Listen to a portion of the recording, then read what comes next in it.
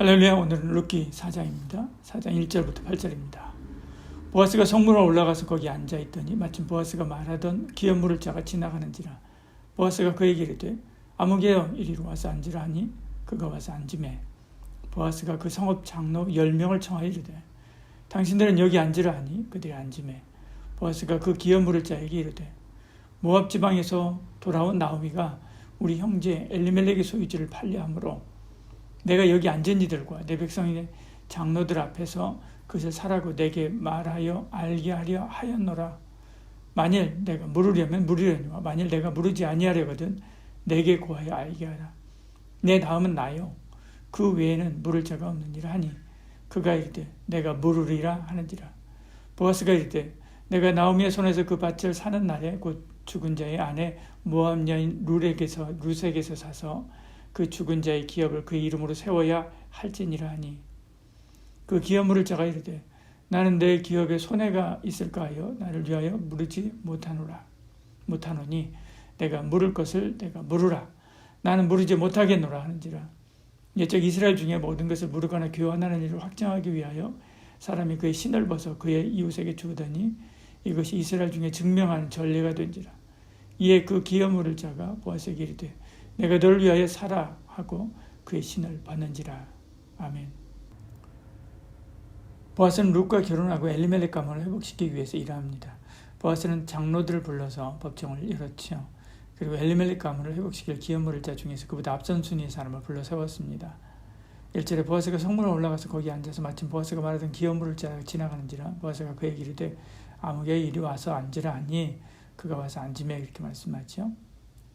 엘리멜렉이 죽은 후 땅의 소유권이 나오미에게 있었던 것이죠.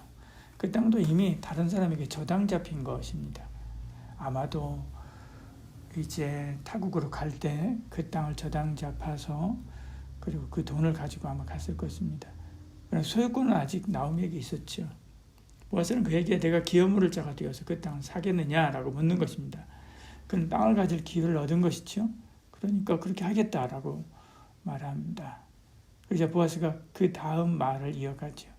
그 땅을 살 뿐만 아니라 며느리인 룻을 아내로 맞이해야 된다라고 말하지요. 또한 룻이 아이를 낳게 되면 그 아이는 엘리멜렉 가문을 회복시키게 되고 그 땅도 그 가문으로 돌려줘야 될 것이라고 이렇게 설명을 합니다. 그러자 그러면 자기 재산에 손해가 난다는 것을 알고 안 하겠다라고 이번에는 포기하게 되죠. 이제 기업 물을 권리가 보아스에게로 온 것입니다. 보아스는 기업 물을 권리를 받았지요. 손해볼 권리를 받은 것입니다. 섬김의 권리를 받은 것이죠. 세례교인의 권리와 의무 중에서 그 권리 중에 봉사의 권리가 있습니다. 하나님의 이름으로 섬길 기회가 오거든 여러분 놓치지 말고 붙드시길 바랍니다. 보아스처럼요. 그때 보아스처럼 복과 은혜가 있습니다. 보아스는 자신이 그 일을 하겠다라고 선언하지요. 10절 이렇게 말씀합니다. 또 말론의 아내 모압 여인 룻을 사서 내 아내로 맞이하고 그 죽은 자의 기업을 그의 이름으로 세워 그의 이름이 그의 형제 중에 그곳 성문에서 끊어지지 아니하게 함이 너희가 오늘 증인이 되었느니라 하니 이렇게 말씀합니다. 룻은 아무것도 없었습니다. 그저 이미 저당 잡힌 나오미의 땅만 있을 뿐이죠. 보아스가 돈을 주고 그 땅을 다시 샀습니다. 그리고 룻과 결혼하지요. 엘리멜렉 가문을 다시 회복시킵니다. 장로들과 백성은 결혼의 증인으로 둘을 축복하게 됐죠. 룻의 결혼으로 죽은 가문이 다시 살아났습니다. 보아스의 피로 엘리멜렉 가문 죽은 가문이 산 것이지요. 이처럼 예수의 피로 아담의 죽은 가문이 다시 살아났습니다. 이렇게 다시 산 것이 우리 그리스도인이지요. 룻이 보아스를 사랑하고 감사하며 살았듯이 우리도 주님을 사랑하고 감사하며 살아야만 하지요. 나오미는 보아스와 룻 사이에서 아들을 얻습니다.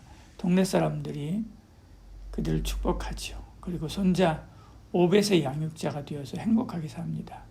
7 아들보다 귀한 며느리가 있고 하나님을 잘 믿는 신실한 자녀가 그 품에서 자라나는 것을 보며 살지요. 15절에 이는 내 생명의 회복자며 내 노년의 봉양자라 곧 너를 사랑하며 일곱 아들보다 귀한 네 며느리가 낳은 자로다 하니라 말씀하죠. 오벳은 이새를 낳고 이새는 다윗을 낳습니다. 그들은 이렇게 아름다운 삶으로 다윗과 그리스도의 조상이 되지요. 대를 이어간 것입니다. 사사기가 캄캄한 시대에도 열왕기가 화려한 시대에도 좌로나 우로는 흔들리지 않고 말씀을 따라가는 생명의 가문이 된 것이죠. 이 모든 것이 은혜였습니다. 오늘 우리도 은혜로 살아야 됩니다.